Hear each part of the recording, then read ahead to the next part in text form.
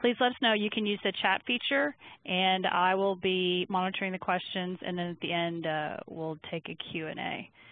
Matt is going to go through our new PSA solution and at a high level show you how it works and the value that it can provide. And if you need additional information, we will send out an email letting you guys know who to contact. So Matt, if you can hear me, the floor is yours. I gotcha. Thank you, Elizabeth. Good morning or afternoon. My name is Matt. I'm the channel manager here at PacketTrap for the East Coast. And we'll be spending about the next 30 minutes walking through PacketTrap PSA. Again, if you have any questions, feel free to chat. We'll do a Q&A session at the end of this. And we'll also give you some contact information as to who to contact to learn more. Go ahead and share PacketTrap PSA. And before we get started, I'm going to give you the different views that we're going to walk through today. One is the back office, so owners, dispatchers, really the key people who are going to interact with your customers on a day-to-day basis from the office. What we're looking at here is that login, which might be, again, an owner, a dispatcher, a manager. We're also going to walk through the tech side. So what are the technicians in the field doing? Now, what we're getting a quick glimpse of here is our mobile. I know it's stretched. I know we're on a computer, but if you can pretend with me that we're looking at this at maybe a tablet or a smartphone, that would be very helpful. We'll walk through that a little bit later, and I'm also going to talk through kind of the customer experience, your customer's experience. One of the things that I've found in the past 10 years of working in this space is a lot of folks feel as if they're doing a really good job with their customers, and they may be doing a bang-up job, but more and more people today are opening up their systems and communication to their customers to make them feel better and let them know that they are on top of things. So we'll talk about that angle of PacketTrap PSA as well. What we're looking at here is the customer portal. And just for a little discussion piece here, if you think about your environment today, we're killed with media. Emails, web requests in the case of tools such as PacketTrap PSA, phone calls, all these different media coming into one point, which is your business. And you have to learn how to manage those very efficiently and get back to people. Because if you drop the ball, you may potentially lose a customer. And so when we take in all that media, you then need a place to put it. And again, PacketTrap is a nice central location that everybody in your office can access to see customer information, see what's going on with your customers, and glean information on how to better serve the customer. So let's walk through PacketTrap PSA as if you were in the back office. And then we'll do a day in the life of a service request. So I've logged in, upper right-hand corner, my name is Matt Work, and I logged in. I'm an administrator, so I have access to all of our main navigation tabs across the top. Now, to give you a better idea of what these main navigation tabs do is they really fold underneath lists.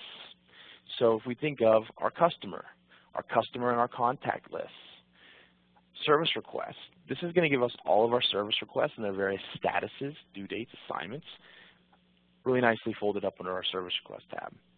Our calendar is going to be a representation of really a list of the appointments that we have upcoming, past, and for what customers, nicely in a calendar view. We have equipment lists such as your customer prem equipment, desktops, servers, routers, a list of contracts that your customers have with you, or SLAs.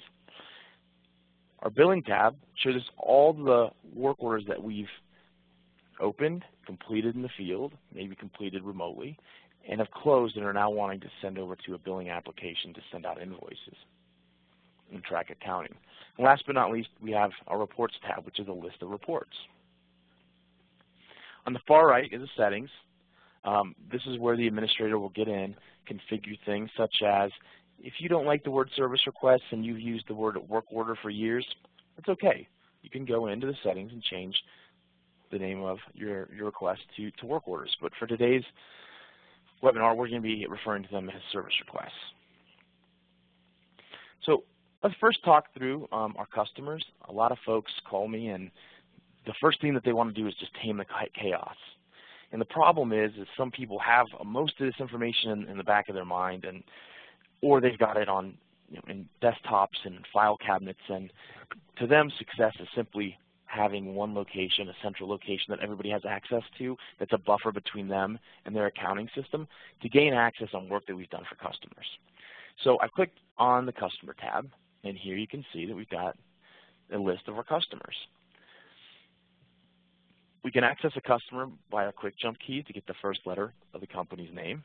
We can do a search. Ultimately, we arrive at our customer. I'm going to go ahead and pull up our BMW dealership here. Once we click on the customer, we're immediately taken to the Overview tab of the customer.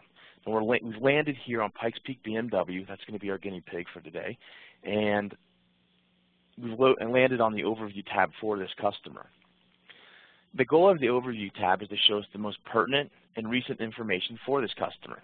You may ask why. Well, one, it saves you time from tabbing around and trying to find information that's happened recently. Secondly, it puts everything right in front of you so you can help your customer quickly. So we have our primary contact, our primary location. We have the last 3 service requests that we've either opened and completed or opened for this customer. A good example of how this may save you time is a customer calls in, says, hey, I called in a couple days ago. I've never heard back. What's going on? Well, as soon as we locate the customer in our customer list and we go to the customer profile, we can talk very intelligently to this customer and say, we've got that service request to meet with you regarding the slow internet. It's assigned to Ted, and we show that this is to happen today. We can also glean some recent comments from the Overview tab. If this customer is under contract, maybe they have multiple contracts with us. Here we can see the customer has a gold managed service agreement contract with us. Any notes on the customer, additional information that might help us, for example, find out who the account manager is. Maybe this is a call that is better served by sales than the dispatch center, and we want to get it out to the right account manager. Who the service manager and possibly who the default tech is that we like to send on this job. Last but not least, we've got some billing information and how we handle this customer as far as billing goes. PacketTrap PSA supports multiple contacts and multiple locations. So for those of you who have customers that may have 3 or 4 satellite offices and a corporate headquarters, we fold them all within the customer profile here, so you have quick access to each location. Comments tab gives us access to any comments that are left by maybe text or anybody internally on how we might need to handle this customer. An example, this is a break fix customer, and we're working on a managed service plan for them. Equipment, and this is one of the integration points with PacketTrap MSP, is we can start to bring in equipment that we're monitoring out on the customer prem and bring that right into your customer's equipment. So when they have an issue or an incident with a piece of equipment, we can open service requests against that equipment, get history on the equipment, how many times you've gone out and worked on that piece of equipment, as well as help let our techs know what we think the affected item is. Contracts will be our contracts. We want to create contracts and add labor, materials, and expenses against those contracts so we can help see what our profitability is and our use of that contract over a given amount of time. Are we doing lots of services for this customer that fall under a contract, or are we actually making some money and getting some real value out of the contracts and SLAs that we're providing our customers? Attachments are going to be uploads, and this is an example of a couple uploads here. They're just documents, but here we've got a network diagram. So this might be a great idea to get a Visio diagram of all the equipment in the network and upload it here. So we have couple click access to the whole environment. History is going to be the list of all the work we've done for this customer since they've been your customer and you've been using PacketTrap PSA. We can search this pretty quickly. So if you've got a customer that calls and says, hey, you came out a few months ago and you fixed something and I'm not real happy with it, you can quickly get in here and look by number, look by description, find it, pull it up, and now intelligently discuss it with your customer. Last but not least, we've got customer-centric reports. Again, case in point, In the old days when I was in this business, a customer would call me and say, hey, I need you to come up with all the invoices over the last couple months and contracts and come meet me for lunch and I'll buy you lunch today, buddy. Well, in the old days, I would run into our controller and ask for all the invoices over the last few months and gather them up in a folder and jump in my car and drive 40 minutes and have a free lunch and typically lose some money in the process. Here, today's world, it would have been wonderful to say, Mr. Customer, you have questions on our service billing? Let me go ahead and run a quick report and answer those questions for you right here. So customer-centric reports. We also have global reports for across your entire environment and all your customers. But here, if we need to get to quick information on a single customer, bang, right there it is. So that's what we track on a customer. So the days of the filing cabinet and people having angst that I know all this information, it's locked up inside my head, and what happens if, God help us, I get hit by a bus today. Once we get this information within PacketTrap PSA, people tend to rest a little easier. We also keep people out of the accounting system when we want to pull information on individual customers and customers as a whole. So let's talk a little bit about a day in the life of a service request. Again, I mentioned multiple media points coming into the organization and your organization. Right away, we find a lot of folks want to extend the customer portal out to their customers. I've clicked out of the management view of PacketTrap PSA, and I'm now in the customer portal. You can see in the upper right here, it's Mass MSP, it's their customer portal. It says, welcome Brian Bones, that's our customer name in this case, and we're with Pikes Peak BMW. So the first thing we're presented with as a customer is all of the service requests that are in a status of open. Now, in our world, open means not closed. So what does this do for you? Well, especially if we're using an example of an auto dealership, not all those folks have the regular 8 to 5 job. They work all hours of the day. So let's say, in this case, I'm a salesperson in the afternoon and I notice there's a problem. I go into my portal, I log in, and maybe I want to report that there's an issue with the internet down. As soon as I log into the portal, I'm presented with, hey, there's a ticket right here, 1010, the internet down, and it looks like it's assigned. So what this helps is dual dispatch. And I don't suppose it has ever happened to you, but you get a phone call from 2 different people in the organization that really don't know what's going on, and you end up dual dispatching and sending 2 texts to solve one problem. Or maybe you thought you fixed the problem, but they called back and opened another service request with you, and you sent a tech back out only to find out you already took care of that problem.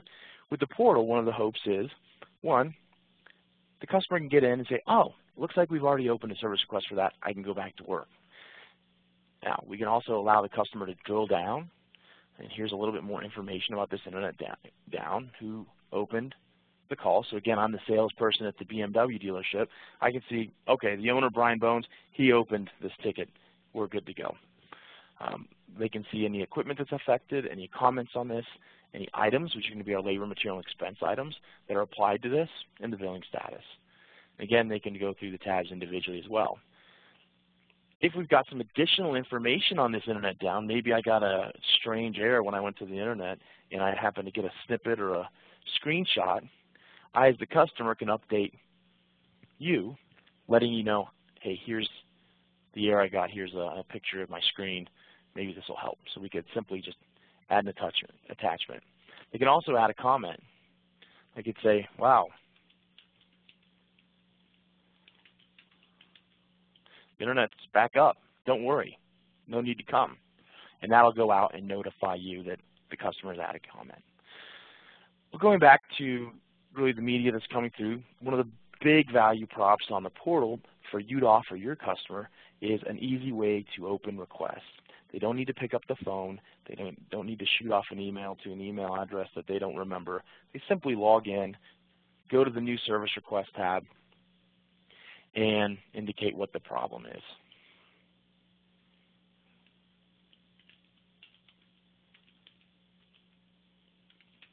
Let's say service. So in this case, Brian's logged in. He says the service location is the showroom, and there's a PC down in the service department. If we're tracking this equipment for the customer, and with PacketTrap MSP, and if we are monitoring that machine, we can bring that in, and we'll just go ahead and say it's the Dell, and save it. So again, a value prop to your customers is instead of having to phone and talk to somebody, they can simply log into their portal and enter a new request.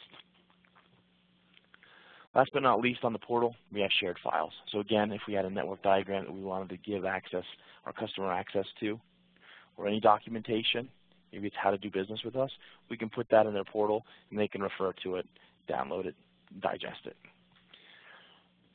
Going back to our service request tab, we can now see, as the customer, Brian, that this service request is new, and it's not assigned to anybody yet, and we created it at 2:16 today. So that's opening service requests. Your customer's opening service requests from the portal. I'm going to go ahead and go back to PacketTrap PSA as a manager or owner and show you within the settings, we also have an option for an email Dropbox. I'm not going to touch too much on this, but with each account, you get a Dropbox ID, and you can forward an email, support@yourcompany.com, to that Dropbox ID or address. And as your customers send emails to your support inbox, they can come right into PacketTrap PSA and open tickets. So another way, going back to my help desk days, and this was 6 years ago, any phone call that comes into your organization, be a new ticket or a prospect that is looking for more services, phone calls are typically around $25. And when you start to take a look at the cost of that, think about phone calls that come in and say, hey, did you get that ticket I emailed you yesterday or I called in a couple days ago? That's a $25 phone call. With a portal and with potentially the email Dropbox, we can take that media, push it in to PacketTrap PSA, open those tickets automatically, and hopefully save a little bit of money on the phone calls. And the industry standard, again, 5-6 years ago, was every email that came in that needed to be attended to was about a $15 cost. So in hopes to reduce your costs and help you become more efficient, using the Dropbox and the customer portal, you can hopefully deflect a lot of the status checks and the emails that are being blasted into you. Okay. Let's now kind of go into the day in the life of what a service request might look like and feel like in your organization. So going back to our customer tab, we'll pretend a phone call comes in, ring, ring. How you doing? It's Brian Bones over at Pikes Peak BMW. Quickly find our customer.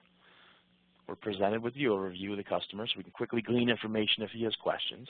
In this case, he wants to actually have us come over and do some work. So over on the right-hand side, under the actions, I'm going to click New Service Request. This presents us with the New Service Request form. The first thing we want to do is take down the description. And again, my favorite is Internet is slow. Okay, we've already chosen who the customer is, Pikes Peak BMW. We can now select any location that are within that customer. We can also select any contact. So we're going to say Brian Bones over the showroom. We can now categorize it or classify it with a type. We've got a problem, which the Internet is slow, and we can prioritize it. Now the values in these drop-downs for status, type, priority, they're all customizable to your terminology to help map to your call flow. So we've just got an issue. Since the Internet is slow, we can get more detailed. If Brian's really upset because this has happened for the last 4 or 5 days, we need to get there immediately, fix it. We can detail it there. If there's an affected piece of equipment, if it was the router, we could attach that router to the ticket. And now we've got our billable information. Is this billable? Is it not billable because we've already gone out there and we didn't fix the problem? Or potentially, does it go against the contract? We'll say this is billable. Once we've gathered the information, over on the right-hand side, if we want to notify other individuals within our organization, we can say, I also want to let Mark Mass, the owner of the company, know about this because this is a VIP customer, and it seems like he's not very happy. And better yet, Matt, because he's the service manager. We can also auto-populate who the account manager is, as well as the service manager here, and change the status. So we're going to go ahead and sign this. We're going to hit Save and Assign. we're now presented with the opportunity to say, is this a scheduled assignment or is this an unscheduled assignment? Maybe we can troubleshoot this remotely and we just want to quickly assign it to one of our techs. In this case, it's scheduled.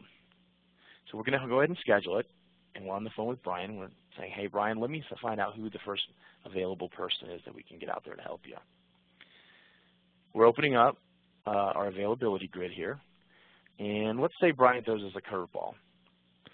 First, we just want to look at our techs, and Brian says, this is a big deal, but I'll tell you, today's a bad day unless you can get here after 4. And oh, by the way, tomorrow is also bad unless you can get here after 4, and I need to be here when you're there. So I'm simply going to pick my techs, pick the hours between 3 and 6 when Brian, the owner, is available, and see who's available just for that time. So here we can see some availability. Let's go ahead and book Ted for today at 4:30. So we have scheduled assignment for Ted today at 4:30 to 5:30. We can let Brian know we're going to be there 4:30 to 5:30. Rest assured, we'll fix your problem, and we simply save it. So here's our request. We can see that it's open. Open means not closed.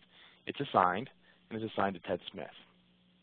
Okay, let's quickly jump over into our tech view. So here, again, could be our mobile view of what we have to do.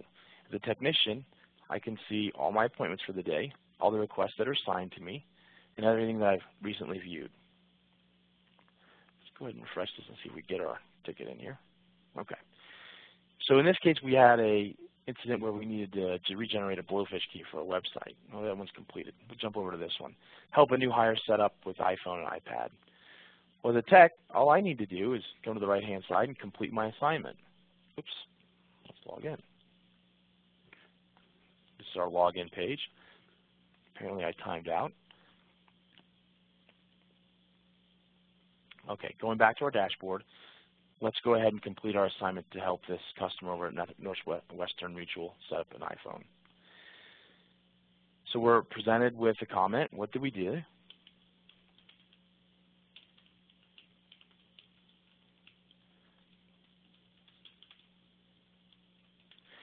We did the integration between the PC and the iPhone. We're going to go ahead and add labor.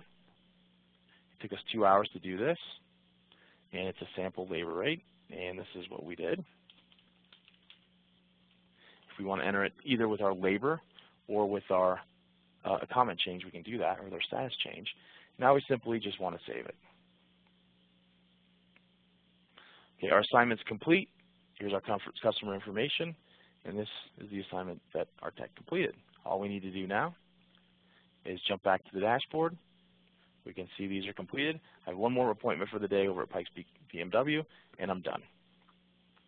Now a little bit more about the mobile. We can access customer information, so if we need to jump in and look at potentially a job that we've done in the past, we can log in and glean that information through the history. Maybe there's some extra additional open tickets there that we can solve while we're on site. We can look at their equipment. We can look at their locations, contacts, and again, the overview. So that's a perspective of what the tech might see and do once we've opened a request. Now jumping back in as a manager or a dispatcher, we can see from our open service requests all the various statuses and all the requests and what's happening in the field. So we've got some work complete, so we're going to drill into that. We can see that Ted's completed these calls, or any tech's completed these calls. What we're looking at is all service requests that the work is complete, scheduled for any time. So let's go ahead and take a look at this 1013. Our call flow might be to look at the overview and glean any information, including comments and items that were left, or we might want to go into each tab and get a better idea what happened on site. So here we can see we added 3 hours of labor. The issue was due to T1 and a router configuration. We fixed that, both the T1 and the router, so that's good. From a billing perspective, this is a billable service request. It's billed to the Pikes Peak BMW. We made a 60% margin on this, and the total for the invoice will be $300. Now, we might want to go ahead and print this. We're going to pull up our billing summary and email this direct to the customer. So this invoice would show up in the customer's inbox. and they could hopefully get that into their accounts payable a lot quicker than sending it through snail mail. Now, if we don't want to change anything and we're using the accounting programs such as QuickBooks, we might want to do it through QuickBooks. We can see any attachments on this work order, as well as the log, what happened to this cradle to grave. We can see who created it. We added some comments, some labor. All in all, this looks pretty good. So my job as a service manager is to change the status to closed and simply click Save. Now, as we work service requests through the process of opening them, assigning them to technicians, techs completing them, coming back and verifying and closing them, when they're finally closed, they queue up in our billing under the Billing tab. Here we're going to see all the service requests that have been closed, the customer owes us money, and are ready to go to our accounting system. Now, depending on what accounting system you're using, the next step would be simply create a new batch and send it to your accounting system. That wraps up our overview. I'm going to go ahead and open up the line for questions. Bear with me 1 second.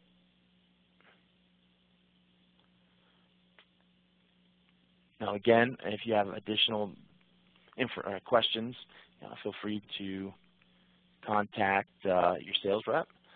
Bear with me 1 second. I believe I have that contact information here. Here we go. Now today I walked through, and we spent 30 minutes, and a lot of folks want a demo. It tends to be a lot to cover. So I gave you a high-level overview. Again, if you have more questions, you can email sales@PacketTrap or give them a call. Elizabeth, do you want to go over any of the questions? Actually, I think we're going to wrap it up unless anyone wants to unmute their lines or type into a chat. We can answer some questions. Otherwise, we have a Crystal. Can you use Simply with this program? Crystal, do you want to unmute your line and go ahead and ask the question?